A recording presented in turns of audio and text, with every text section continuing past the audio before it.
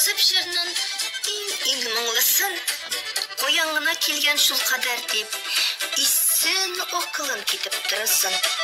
Көп жырларым язылмаған әлі, келерге дәлі солмаған.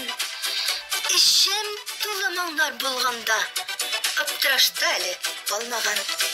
Келер шыға йөрәк түрләреннән, шыға қойшақ жанны тілгелеп.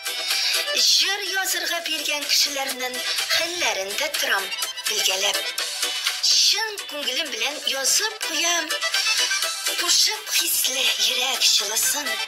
Шунда күркәм бір жыр килеп тугач, исләреңнән китеп торырсың. Исләреңнән китеп торырсың. Автор Елнур